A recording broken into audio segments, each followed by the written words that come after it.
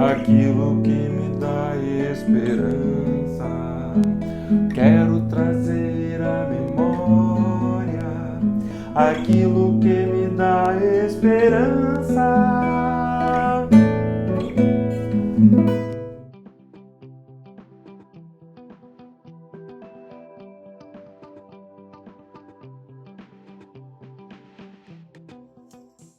Irmãos, bom dia.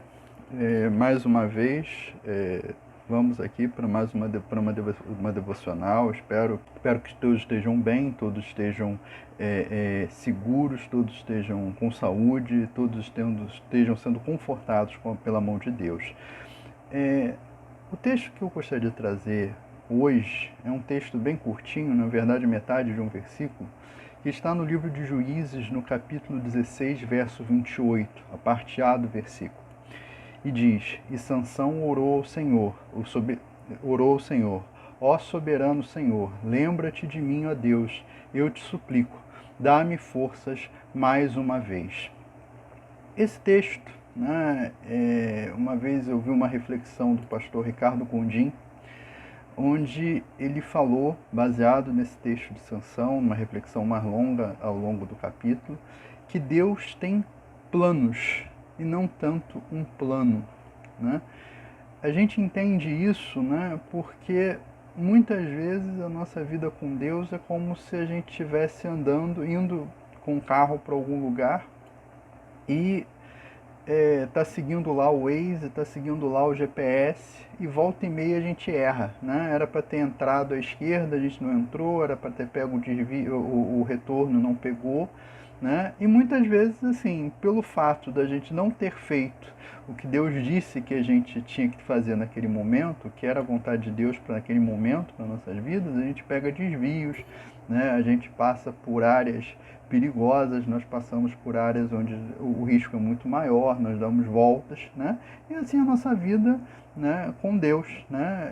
Da mesma forma que nós erramos, que nós falhamos, que nós muitas vezes sofremos por conta dos nossos erros, Deus é misericordioso e estende a possibilidade de nós conseguirmos voltar para o seu caminho.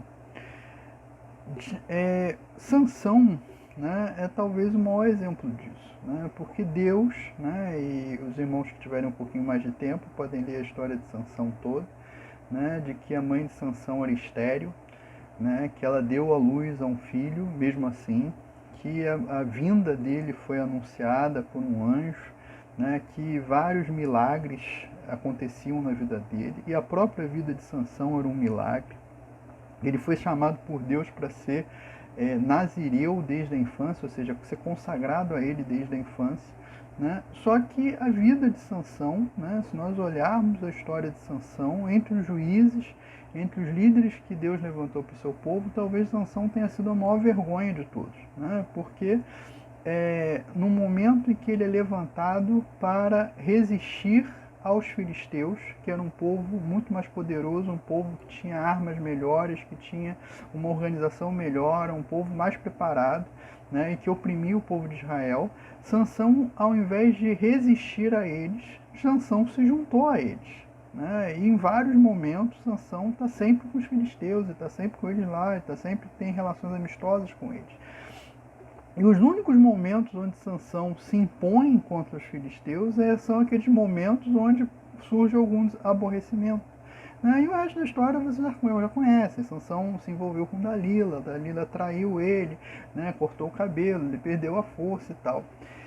E esse é o ponto que o pastor Ricardo Gondim fala, é que Sansão termina a sua vida, cego dos olhos, os olhos dele foram furados, posto em cadeias, e posto para girar uma roda de moinho, como se ele fosse um burro, como se ele fosse um boi. Ele foi tratado como se fosse um bicho pelos filisteus. E lá, sofrendo, lá naquela situação de agonia, sendo objeto de zombaria, de escárnio dos filisteus. As pessoas passavam e viam como se fosse um zoológico, como se tivesse o leão, como se tivesse o tigre, como se tivesse a zebra, ali o Sansão movendo uma roda de moinho. Então, diante naquela situação de total desespero, né, Sansão se lembra do Senhor, né, e suplica a Deus forças mais uma vez. E assim, ao fim da história, não vou dar o spoiler da história, mas ao fim ele se torna mais efetivo contra os filisteus do que tudo que ele tinha feito em toda a sua vida. Essa palavra nos traz, né, a necessidade de que está sempre seguindo os planos de Deus, está sempre seguindo o que Deus tem para a nossa vida, mas nos lembra também, né, que nós erramos, que nós nos desviamos, que nós falhamos, que nós, em vários momentos da nossa vida, nós vamos para o lugar errado.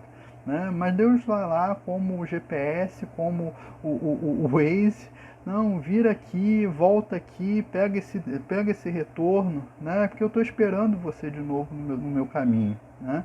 Essa palavra nos traz, né, de que há oportunidades, há chances, Deus está de braços abertos nos esperando. Né? Se nós simplesmente quisermos voltar, né? Se nós simplesmente nos dispusermos a voltar. Né? E essa palavra que eu tenho para vocês hoje. Amém. Gostou do vídeo? Ajude-nos compartilhando em suas redes sociais, no Facebook, no YouTube, no Instagram e nos seus grupos de WhatsApp. Em nome de Jesus. Cristo é a nossa paz.